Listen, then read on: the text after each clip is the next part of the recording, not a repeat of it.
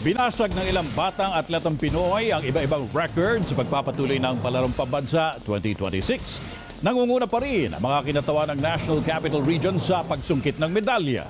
Nagpapatrol, Ernel Tokmo. Ipinamalas ng kabataang atleta ang kanilang husay, determinasyon at dedikasyon sa palakasan sa nagpapatuloy na Palarong Pambansa 2026 sa Agusan del Sur. At sa kabila ng matinding buhos ng ulan, di natinag ang mga lumahok sa 400-meter hurdle secondary girls. Nagwagi ang kinatawan ng Davao Region. Ginamit niyang inspirasyon ng kabiguan noong nakaraang taon para magpursige at magtagumpay. Sobrang happy.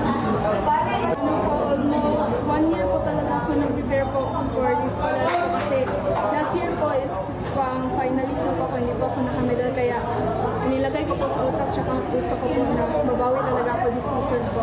Ilang atleta rin ang nagpakita ng kahangahangang lakas. Hindi lang isa, kundi dalawang record ng palaro ang nabasag ni Charles Nathan Boneo ng Region 4A Calabarzon sa 400 meters freestyle at 50-meter butterfly sa elementary boys swimming.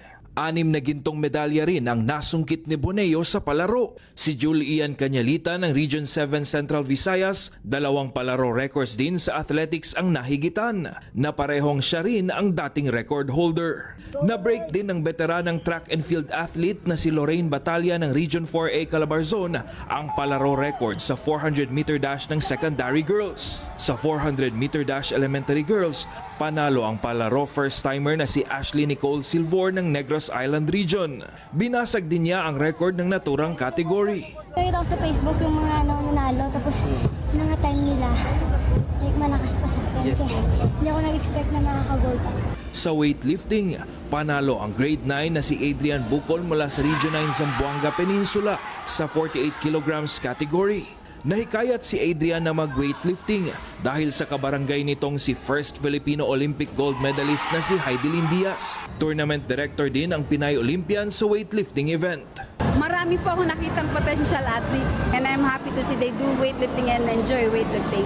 Dahil sa Palarong Pambansa, bukod sa pagsungkit ng medalya, maraming oportunidad rin ang magbubukas para sa mga batang atleta. Ito po yung ultimate platform natin to discover our young talents. After Palarong Pambansa, this now becomes an opportunity for them to be offered with scholarships in colleges. Inanunsyo ng DepEd na gaganapin sa Quezon City ang susunod na Palarong Pambansa sa 2027. Sa pinakahuling medal tally alas 4 ng hapon nitong Biyernes, nangunguna pa rin ang National Capital Region na may 50 gintong medalya.